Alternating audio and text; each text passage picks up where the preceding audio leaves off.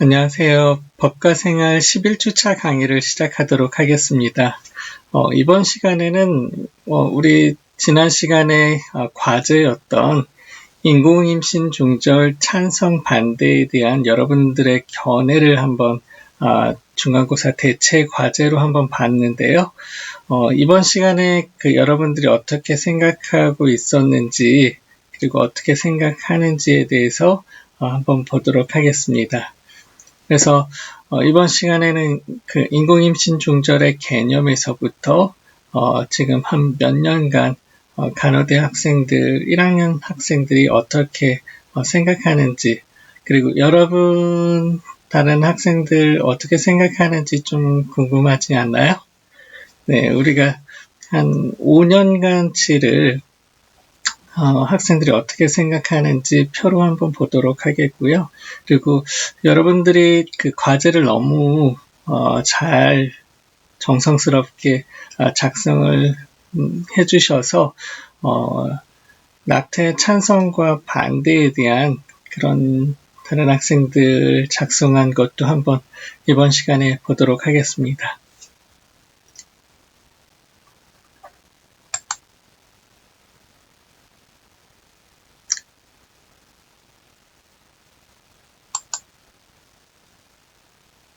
인공임신 중절인데요. 그 개념을 한번 보면요.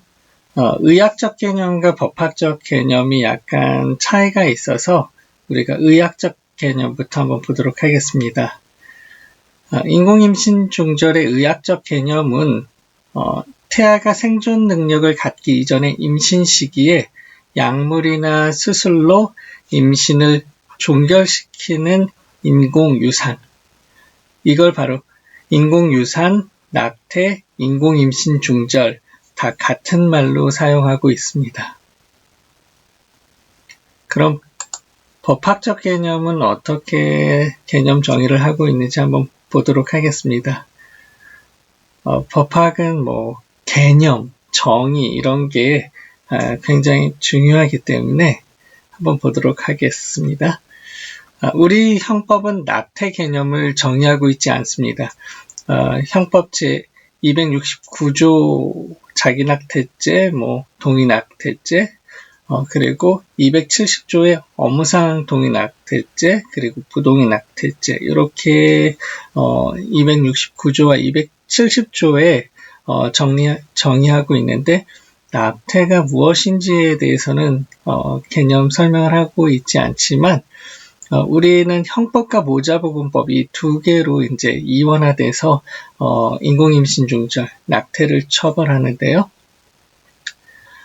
모자보건법에 이제 인공임신 중절 수술에 대한 그런 개념이 정의되어 있어서 한번 보면은 태아가 모체 밖에서는 생명을 유지할 수 없는 시기에 태아와 그 부속물을 인공적으로 모체 밖으로 배출시키는 수술을 모자보건법에서 인공임신 중절 수술이다라고 얘기를 하고 있습니다. 다음으로는 우리 판례는 어떻게 보는지 태아를 자연분만기에 앞서서 인위적으로 모체 밖으로 배출하거나 모체 안에서 살해함으로써 성립하고 그 결과 태아가 사망하였는지 여부는 낙태죄의 성립에 영향이 없다. 태아를 자연분만기에 앞서서 인위적으로 모체 밖으로 배출하거나 모체 안에서 살해함으로써 낙태죄가 성립한다고 보는데요. 자연분만기라고 하면은 여러분 언제죠? 법학에서는 태아가 자궁에 착상한 이후 이때부터 자연분만기 40주가 되는 이때까지 인공임신 중절을 하면 다 낙태죄로 처벌을 받게 되어 있는 그런 구조로 되어 있고 모자보건법에서 태아가 모체 밖에서 생명 유지할 수 없는 시기라고 하면은 지금 현재는 모자보건법에서는 24주를 기준으로 하고 있죠. 그리고 작년에 2019년 4월에 헌법재판소의 기준에 의하면 2주 앞당겨진 22주 이후에는 태아가 모체 밖에서 생명 유지할 수 있다라고 보는 거죠.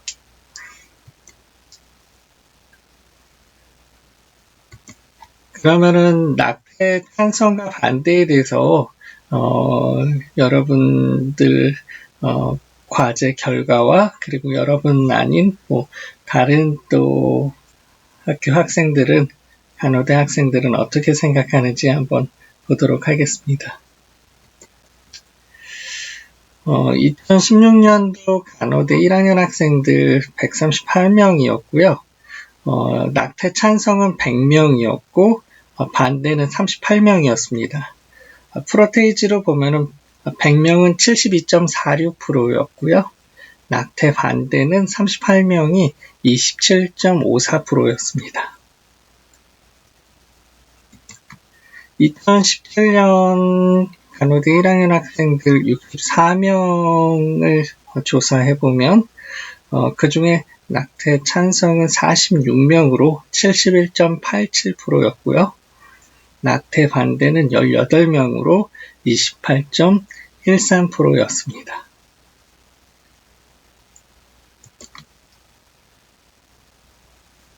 (2018년) 간호대 1학년 학생들이었고요. 82명이었는데요. 이 중 낙태 찬성은 63명으로 76.83%였고요. 낙태 반대는 19명으로 23.17%를 보였습니다. 작년도 2019년 1학년 치의생과 학생들 여러분 우리 수원여자대학교 치의생과 학생들이었어요. 네. 163명이었고요. 낙태 찬성은 133명으로 81.6%였고요. 낙태 반대는 30명으로 18.4%였습니다.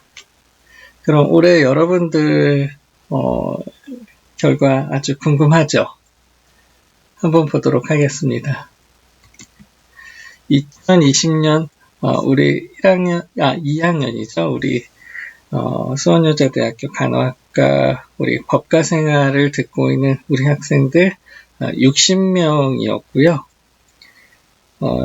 낙태 찬성은 49명으로 81.67%였고요. 낙태 반대는 11명으로 18.33%였습니다.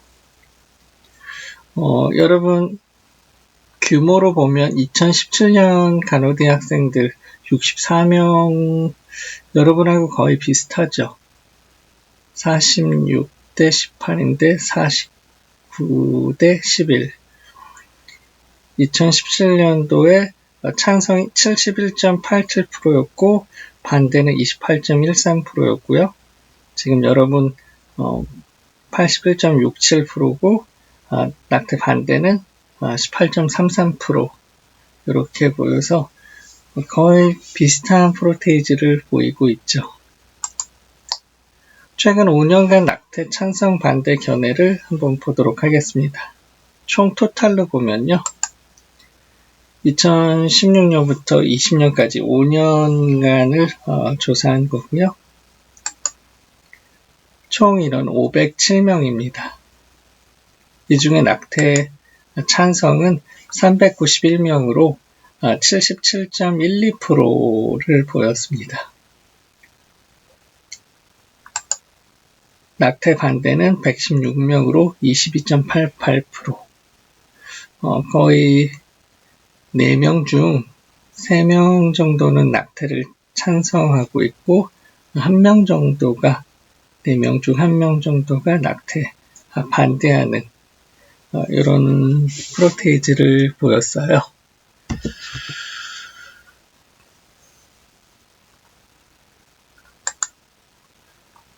그래서 여러분들 다른 친구들을 어떻게 생각했는지, 제가 여러분들 제출해 주신 과제들을 쭉 보다 보니까는 너무 잘 작성해 주셔서 너무 감사하게 생각하고 있습니다. 너무 좋은 의견들, 자신의 견해들을 정성스럽게 진짜 작성을 했구나라는 생각이 들어서 그 중에서 이제 여러분들하고 같이 보고 싶은 그런 낙태 반대, 낙태 찬성 이렇게 각각 하나씩 자료를 보도록 하겠습니다.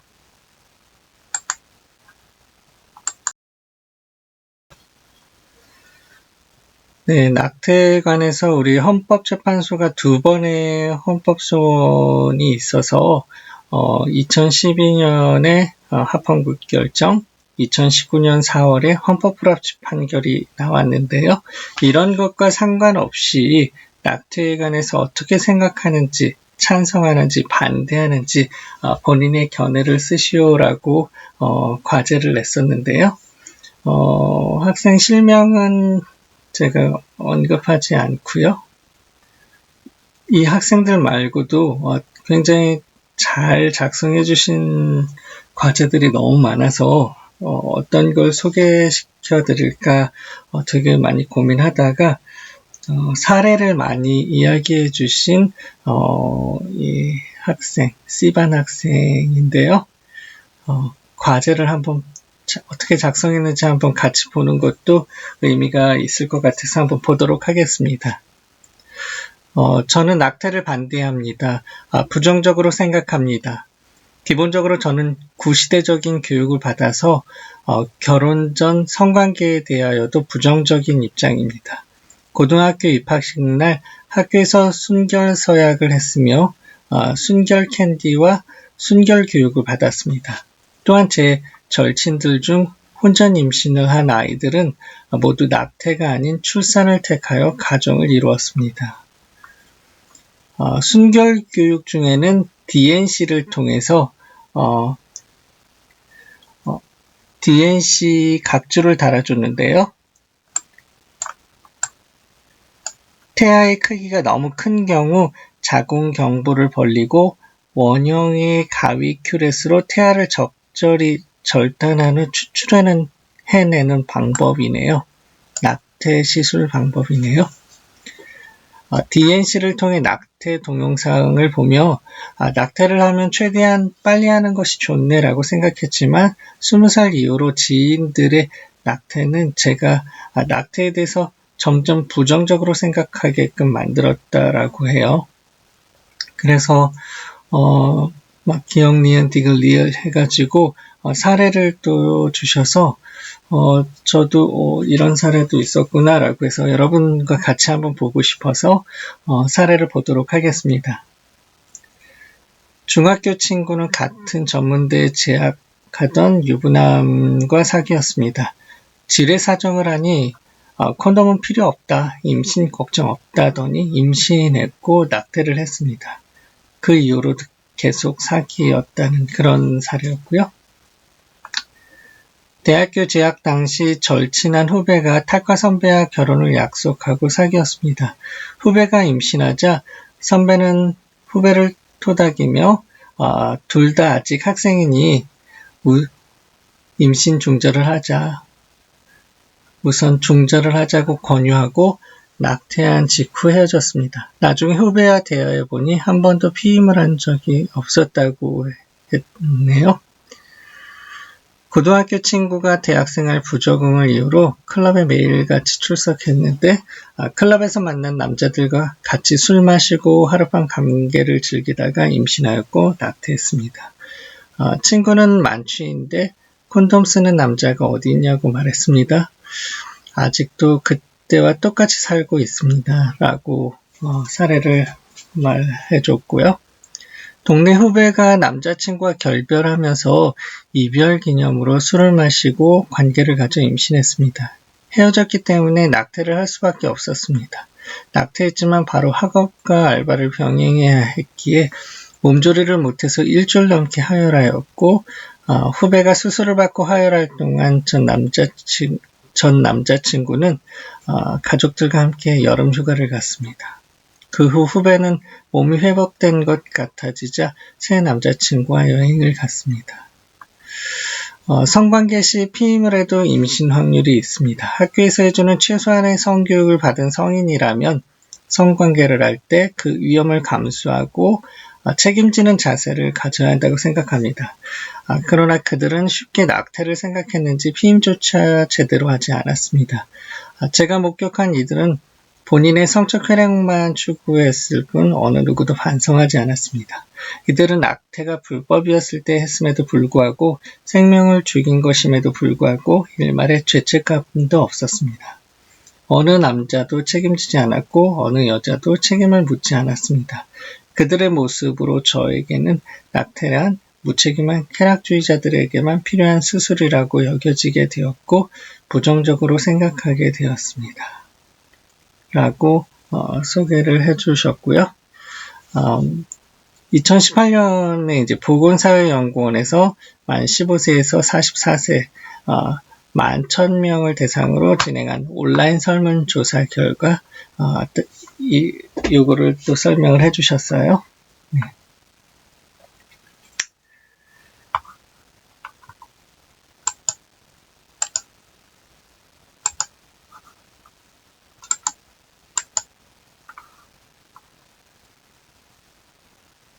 그래서 흔히 낙태를 찬성하는 사람들은 세 가지 주장을 주로 한다라고 설명을 해서 첫째, 태아는 생명이 아니고 태아보다 모체의 생명이 더 중요하다. 두 번째, 여성에겐 출산하지 않을 권리가 있다. 자기결정권이죠. 출산에 대한. 셋째, 낙태를 허용한 국가가 낙태를 금지한 한국보다 낙태 건수가 적다. 여러 표를 보여주면서 제시하는 그런 것도 있었죠. 네. 우리 뒤에서 한번 볼 거예요. 네. 이에 대한 제 생각은 다음과 같습니다. 중국, 일본, 미국을 비롯한 다른 나라들은 나이를 만으로 계산하지만 한국만 한국식 나이 세기를 합니다. 우리는 임신 기간 동안도 나이를 카운트 시작하는 거죠. 태아였을 때부터 사람으로 보기 때문에 태어나자마자 한 살로 계산하는 것이고 태아를 생명으로 보는 것은 우리나라 고유의 전통 사상이라고 할 수 있습니다. 그리고 태아는 모체 없이는 성장할 수도 태어날 수도 없다. 모체가 임신을 지속할 수 없는 중대한 사유가 있다고 판단하는 경우 모체를 우선시하는 것일 뿐 결코 태아보다 모체의 생명이 더 중요해서 그런 것은 아니다 라고 설명을 해주고 있네요.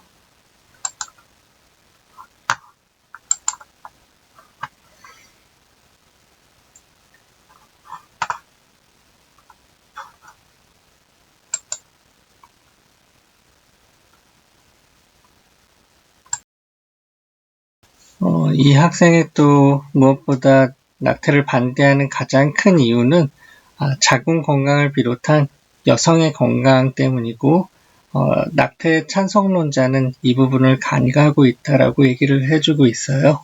그래서 학교에 근무하시는 한 선생님의 예를 들어서 10년 연애하고 결혼한 지 6년이 되신 분 사례인데요. 이분은 연애하면서 2번의 임신 중절을 하셨고 그 이후로 3번 임신이 되었지만 번번이 유산이 되어 그 당시엔 정부 지원 난임 시술 3차를 계속 하셨던 분인데 계속된 시술 실패로 상심이 크셨고 사석에서 수시로 힘들다, 낙태 안 하고 바로 낳았어야 했는데 라고 후회를 하셨다라고 하고 난자의 인위적 성숙을 위해 맞던 호르몬제 등에 의한 육체적 고통과 실패에 따른 심리적 우울감을 호소하셨다고 하는 그렇기 때문에 낙태를 반대한다라는 이야기입니다. 이번에는 낙태를 찬성을 주장하는 학생의 입장인데요.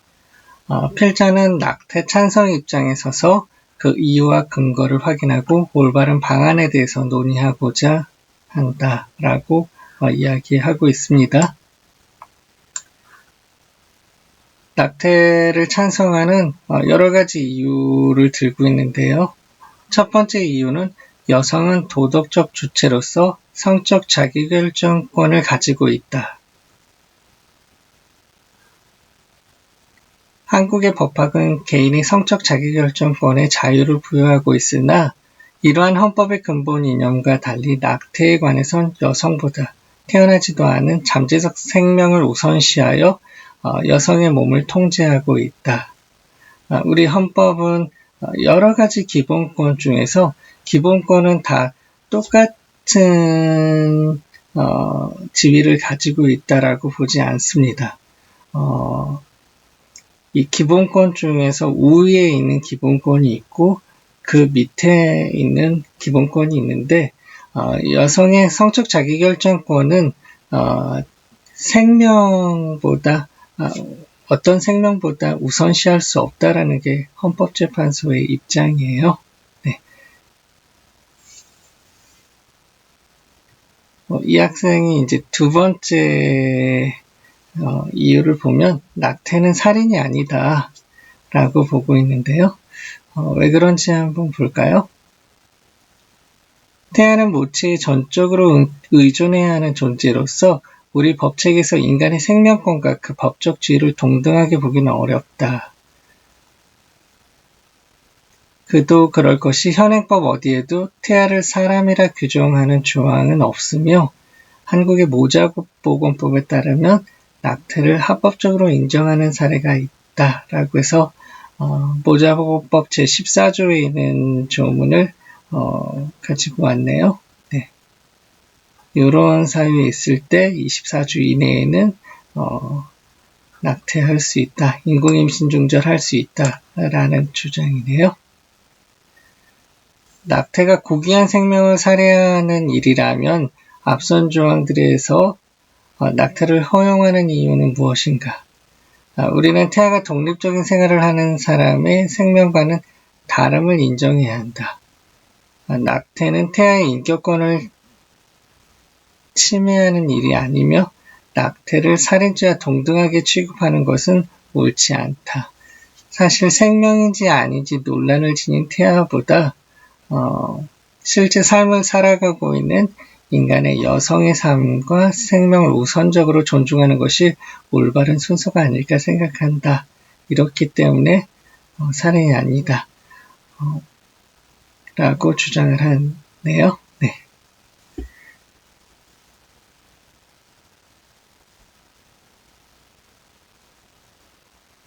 세 번째는 이제 불법 낙태 시술의 책임은 여성만이 지며 이는 양성평등에 위반된다. 아까 앞선 사례에서도 남성은 책임을 지지 않기 때문에 양성평등 위반이다라는 주장을 할 것 같아요. 네. 여성에게 임신과 출산 그리고 양육에 대한 모든 책임을 떠넘기면서 정작 여성 개인이 그에 대해서 자유롭게 선택할 권리를 주지 않는다는 것이 상당히 모순적이지 않을 수 없다. 그러나 낙태는 여성 개인의 문제가 아니며 책임감 없는 여성의 이기적인 행동도 아니다. 여성에게 낙태는 태어날 아이에 대한 배려일 뿐만 아니라 가족과 주변 사람들 그리고 자신의 삶에 대한 깊은 고찰 끝에 내리는 최선의 선택이다. 아이에게도 생명을 마감하게 하는 게 배려일까요? 이 부분은 좀 생각해 봐야 될 여지가 있을 것 같습니다.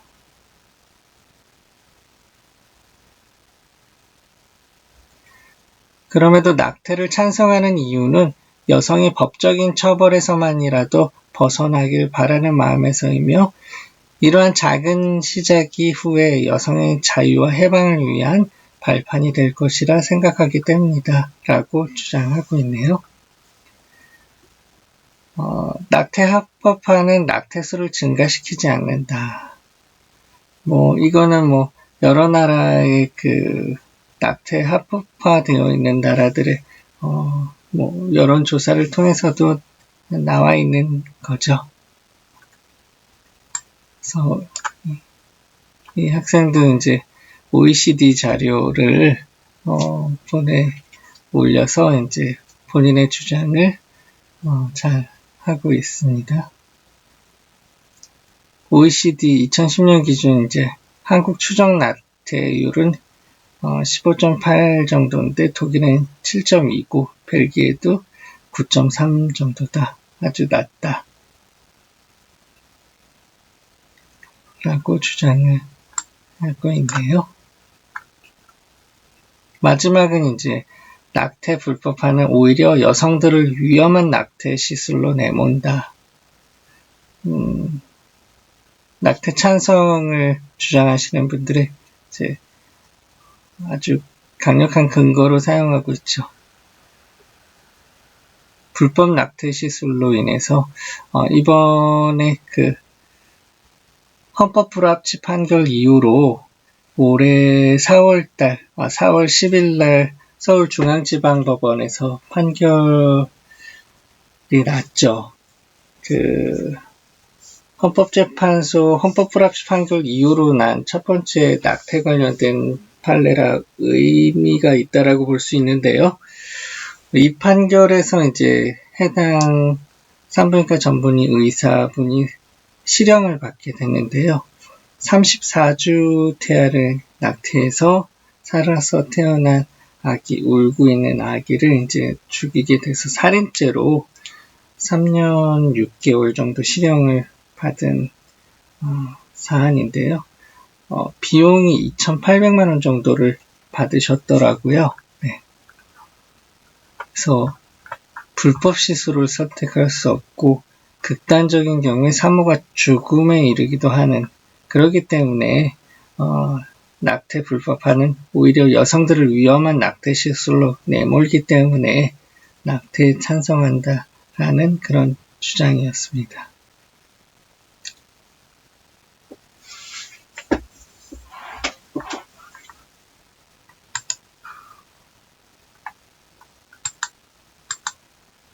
네, 그래서 이번 시간에 여러분들 낙태 찬성 반대에 대해서 어떻게들 생각하고 있는지 그 비율들도 한번 봤고요. 낙태 반대하는 학생의 과제와 낙태 찬성한 학생의 과제, 이렇게 하나씩을 봤습니다. 그럼 1교시 수업은 이것으로 마치도록 하겠습니다. 감사합니다.